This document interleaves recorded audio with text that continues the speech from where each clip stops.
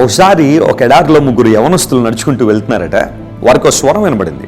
మీరు వెళ్తున్న మార్గంలో కొంచెం కుడిప్రక్కకి తిరిగి అక్కడ ఒక వాగు ఉంటుంది, ఎండిన వాగు, దానిలో కొన్ని రాళ్ళు ఉన్నాయి, పోగు చేసుకోండి అని ఒక స్వరం వినబడితే మొదటి వాడు అలా వెళ్ళడం ప్రారంభించాడు. వెనకాల ఉన్న ఇద్దరు అన్నారు, ఇలాంటి స్వరాలు మనకు చాలా వినబడతాయి, అవన్నీ లోబడ్డానికి ఎక్కడ కుదురుతుంది, నువ్వు వచ్చేసే మనం వెళ్దాం గ్రామానికని చెప్పినప్పుడు మొదటివాడు అన్నాడు, లేదు నేను తప్పనిసరిగా ఆ స్వరానికి లోబడాలనుకుంటున్నాను, లెట్ మీ గో, నన్ను వెళ్ళనివ్వండి అంటే చీకట్లో వాడిని వదిలిపెట్టడం ఇష్టం లేక ఎడారిలో వారిద్దరు కూడా వెనకాల వెళ్ళారు. అనుకున్నట్టుగానే వాక్ కనబడింది. గబగబా కొన్ని రాళ్ళు పోగు చేసుకున్నాడు, వాటన్నిటి కూడా సంచిలో వేసుకున్నాడు. కొంచెం మోయడం భారమే, కష్టమే, ఇబ్బందే, అయినా సహించాడు. వెనకాలని ఇద్దరు కూడా నవ్వుకుంటున్నారు. రెండో వాడు గబగబా వెళ్ళి ఒక 2 రాళ్ళు ఈ జేబులో ఒకటి ఆ జేబులో ఒకటి వేసుకున్నాడు. ముగ్గురు కూడా ప్రయాణం ప్రారంభించారు. చీకట్లో మొదటి వాడు వంగిపోయి నడుస్తున్నాడు, రాళ్ల భారాన్ని మోస్తున్నాడు. అయితే ఆ చీకట్లో ఎవరు జ్ఞానవంతులు ఎవరు బుద్ధిహీనులు అంటే రాళ్ల భారం మోస్తున్న వాడేమో బుద్ధిహీనుడిగా కనబడ్డాడు, వెనకాల చక్కగా నడుస్తూ వెళ్ళిపోతున్న వాడేమో చాలా జ్ఞానవంతుడిగా కనబడ్డాడు.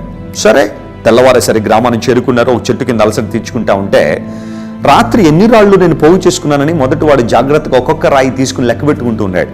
ఈ లోపల ఒక వ్యాపారస్తుడు ఆ మార్గంలో వెళ్తూ దగ్గరికి వచ్చి ఒక రాయి ఇమ్మని అడిగాడు. తీసుకుని సూర్యరశ్మిలో ఆ కాంతిలో పెట్టి చూడడం ప్రారంభించాడు. కాసేపటికి వచ్చి అన్నాడు, మిత్రమా, నీకు అభ్యంతరం లేకపోతే ఈ రాళ్ళు నాకు అమ్ముతావా అన్నాడు. వెనకాల ఇద్దరు అనుకుంటున్నారు, రాత్రంతా రాళ్లు మోసుకున్న ఈ వ్యక్తే బుద్ధిహీనుడు అనుకుంటే ఆ రాళ్ళు కొనుక్కుంటాడంటే ఈయన ఇంకెంత బుద్ధిహీనుడో అని నవ్వుకుంటా ఉంటే ఆ వ్యాపారస్తుడు చెప్పాడు, ఇలాంటి విలువగల రాళ్ల కోసం మేము చాలా వెతుకుతూ ఉంటాం, ఇవి చాలా విలువైన రాళ్ళు, ఒక్కొక్క రాయికి 50,000 ఇస్తానన్నాడు. తాను రాత్రంతా కష్టపడి పోగు చేసుకుని మోసిన రాళ్ళు 50,000 ఒక్కొక్క రాయి విలువ అని తెలుసుకున్నప్పుడు ఆ వ్యక్తి సంతోషించడం ప్రారంభించాడు, దేవుళ్ళు ఆనందించడం ప్రారంభించాడు. రెండో వాడు చెట్టుకు జారబడి ఏడుస్తున్నాడు. అడిగాడు, ఎందుకు ఏడుస్తున్నాడు అయ్యా? మీరే అడగండి. దగ్గరికి వచ్చి అడిగాడు, మిత్రమా ఎందుకు ఏడుస్తున్నావు? ఈ రాళ్ల విలువ 50,000 నాకు రాత్రి తెలుసుంటే ఇతనికంటే ఎక్కువ పోగు చేసుకునేవాడినండి. నేను కోల్పోయిన రాళ్ల కోసం ఏడుస్తున్నాడు. మూడో వాడు అప్పటికే రోడ్డు మీద దొర్లి ఏడుస్తున్నాడు. ఎందుకోసం వాడు ఒక్క రాయి కూడా తీసుకోలేదు. ఈ సంఘటన నేను చదివిన తర్వాత నేను నేర్చుకున్న ఒక సత్యం ఏంటి అంటే, చాలాసార్లు మన జీవితంలో మన ప్రయాణంలో దేవుని స్వరం మనకు వినబడినప్పుడు దేవుని మాటలు ఆలకించడం, ఆయన మాటకు లోబడ్డం కొంచెం కష్టంగా అనిపించచ్చేమో. ప్రతి కష్టానికి ఒక ఫలం ఉంది, ప్రతి ప్రయాసకు ఫలం ఉందని గుర్తించినప్పుడే దేవుని కృపలను వర్ధిల్లగలం. ప్రభువునందు మీ ప్రయాస వ్యర్థం కాదని ఎరిగి ప్రభు కార్యాభివృద్ధిని ఎప్పటికీ ఆసక్తిలో ఉండమని కొరింథీయులకు రాసిన మొదటి పత్రిక 15వ అధ్యాయం 58వ వచనంలో మనం చూస్తున్నాం. అనగా నీవు ఏ మంచి కార్యం కోసమైనా నువ్వు చేసే ప్రయాస ఎప్పటికీ వృధా కాదు. వాస్తవికతలోనికి వచ్చిన తర్వాత, వెలుగులోనికి వచ్చిన తర్వాత చేసిన ప్రతి కార్యానికి విలువ ఉందని గుర్తించినప్పుడు సంతోషిస్తావు, ఆనందిస్తావు. ప్రాముఖ్యంగా యవనస్తులైన వారితో మాట్లాడుతున్నాను. కష్టపడాల్సిన టైంలో కష్టపడండి, ఆ తర్వాత విశ్రాంతి తీసుకోవాల్సిన సమయంలో విశ్రాంతి తీసుకోవచ్చు. ఈ రోజుల్లో చాలా మంది యువకులు కష్టపడాల్సిన వయసులో కష్టపడక వృద్ధాప్యంలోకి వచ్చిన తర్వాత కన్నీళ్లు కారుస్తున్నారు, ఏడుస్తున్నారు. జీవితంలో సరైన సెటిల్మెంట్ లేక, సరైన స్థిరత్వం లేక బాధపడుతున్నారు. అయితే నువ్వు కష్టపడాల్సిన టైంలో కష్టపడి చెమటోడ్చు, దేవుని కోసం పనిచేయి, ఉన్నతమైన స్థానం రావడానికి ప్రయత్నం చేయి.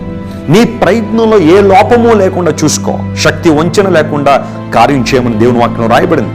దేవుని కృప కూడా నీకు తోడుగా ఉంది కనుక ప్రభు ఉన్నత స్థలాల్లో ఆయన్ని నుంచుతాడు, అద్భుతమైన కార్యాలు జరుగుతాయి. ఈ సందర్భంలో మరొక మాట కూడా మీకు చెబుతాను. దేవుని సన్నిధిలో నువ్వు గడిపే ప్రతి నిమిషం, ఆయన సన్నిధిలో నువ్వు గడిపే ప్రతి క్షణము, ప్రతిరోజు నీ జీవితం అనే సంచిలో ఒక వజ్రపు రాయిని వేసుకోవడంతో సమానం.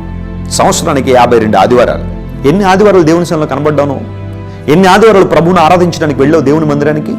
చాలా మంది ఏదైనా చిన్న లాభాలు వస్తే చాలు, చిన్న ప్రయోజనాలు చేకూరిస్తే చాలు, దేవుని మందిరం, దేవుని ఆలయం గుర్తురాదు, ప్రభు సన్నిధి వారికి అక్కర్లా. లోకంలో తిరుగుతూ ఉంటారు, వ్యర్థమైన స్థలాల్లో తిరుగుతూ ఉంటారు. మళ్ళీ దేవుడు మమ్మల్ని కాపాడాలి, మమ్మల్ని ప్రేమించాలి, మమ్మల్ని ఆశీర్వించాలనే ఒక చెడు అభిప్రాయంలో వారు చాలా మంది ఉంటూ ఉంటారు. నీ జీవితంలో ఎన్ని వజ్రపురాళ్ళు వేసుకున్నావు? ప్రతి ఆదివారం క్రమంగా దేవుని మందిరానికి వెళ్ళండి. ఈ సంవత్సరంలో ప్రాముఖ్యంగా మీరందరూ ఇంకా దేవుళ్ళు ఎదగాలని, ప్రభువుకు మరింత దగ్గరగా రావాలని దేవుని సేవకునిగా కోరుతున్నాను. దేవుడి కోసం నువ్వు చేసే ఏ కార్యం కూడా వృధా పోదు. నీ కోసం నువ్వు చేసుకునేవన్నీ కూడా వృధా పోతాయి. నీ కోసం నువ్వు చేసుకున్న ప్రతి కార్యం వృధా అయిపోతుందేమో కానీ దేవుడి కోసం, ఆయన నామం నిమిత్తం నువ్వు చేసే ఏ కార్యం కూడా వృధా కాదు. ప్రభువు వాటిని గుర్తిస్తున్నాడు, వాటిని లెక్క కట్టేవాడు. యవనస్తులారా కథలు రండి, దేవుని కార్యాలు జరిగిద్దాం. ఈ సంవత్సరంలో మన దేశంలో, మన రాష్ట్రంలో, మన జిల్లాల్లో, మన పట్టణాల్లో అద్భుతాలు జరగాలి. అద్భుతాలు జరిగించే సామర్థ్యం దేవుడు మనకు మాత్రమే ఇచ్చాడు. యువకులందరూ కలిసి వస్తే ప్రభు కోసం గొప్ప కార్యాలు జరుగుతాయి. యంగ్ హోలీ టీంలో మీరందరూ పాలిభాగస్తులుగా ఉండండి.